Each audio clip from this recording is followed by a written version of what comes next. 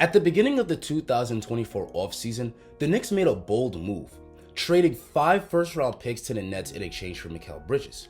Mikal was once a great 3-and-D player on the Suns, but when he joined the Nets, he took on a much bigger role on offense, becoming their top scorer. The idea behind the trade was that Mikal will revert back to the role he had in Phoenix, which would make him a perfect role player on the Knicks. Also, he would be reunited with his Villanova teammates Jalen Brunson and Josh Hart, which would be great for team chemistry. But things got off to a rocky start for Mikal. He was really struggling to find his role on offense, his 3-point shot wasn't falling, and he was getting cooked on defense. Many fans were quick to press the panic button, calling the Mikal trade a huge overpay.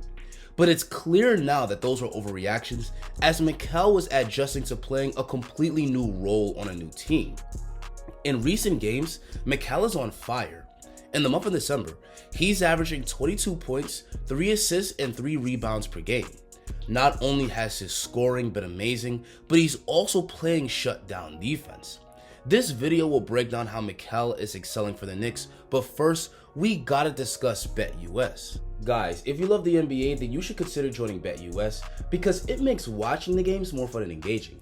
With Mikal playing this way, the Knicks look like a serious contender, so I'm gonna boldly predict they win the title. If you sign up, use the code YouTube150 and receive a 150% sign-up bonus on the first deposit and 125% on the second and third deposits of up to $2,000. Now back to Mikal Bridges. A big reason why Mikal is now thriving for the Knicks has been the improvement in his shooting. Earlier in the season, Mikal wasn't hitting his open threes. Much was said about Mikal tweaking his shooting form over the summer, and fans were saying his shot was broken. But now the tables have turned.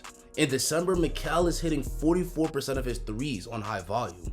Jalen Brunson and Karl-Anthony Towns tend to draw multiple defenders towards them, and they're both very willing passers, so Mikal has been feasting on the open shots.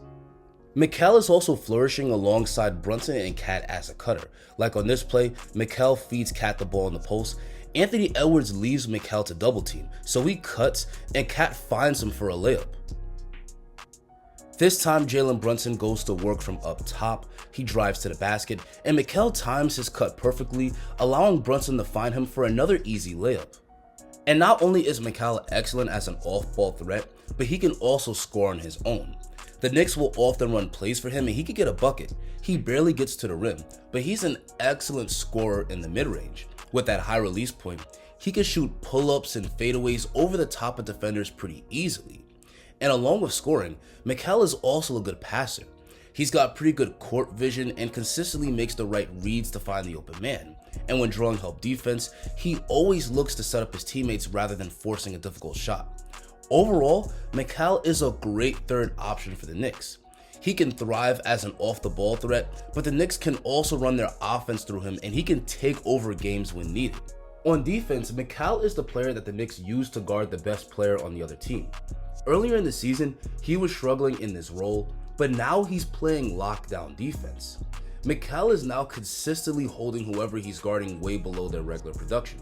For example, in a recent game against the Orlando Magic, Mikal guarded the Magic's starting point guard Jaylen Suggs, and he held Suggs to just 9 points on 4 of 9 shooting from the field in the game.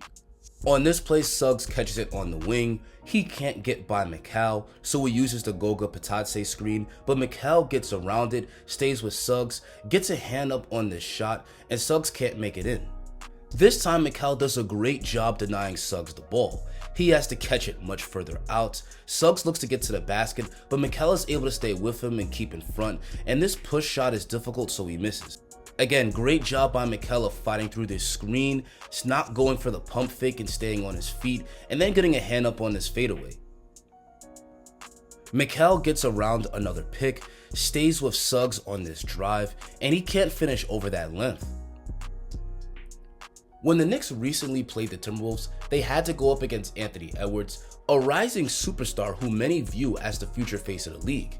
Ant is averaging 26 points per game. But with Mikal as the primary defender, he was held to just 17 points on 7 of 16 shooting. All night, Mikal did a great job of chasing Ant off the 3-point line and forcing him into tough shots.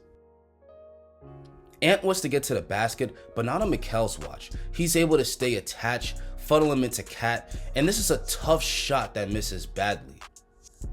This time, Anthony Edwards tries to use the pick, but Mikal gets around it and gets back in front. He finds Julius Randle on the perimeter, but the Knicks are willing to live with this shot. Naz Reid hands it off to Ant, and again Mikal stays with him, and with that long reach, he forces him into a tough jumper that misses. He frustrated Anthony Edwards all night, which was a big reason the Knicks blew out the Timberwolves. And as a team, the Knicks are playing much better defense as of late. They rank 3rd in defensive rating over their last 10 games, and a big part of that is Mikal's shutdown defense at the point of attack. Mikal's ability to slow down the top player on the other team has made him a godsend for the New York Knicks. So guys, that's going to be it for the breakdown of Mikal Bridges' game. This version of Mikal Bridges is well worth 5 first-round picks. He may not be a star, but he's a star in his role.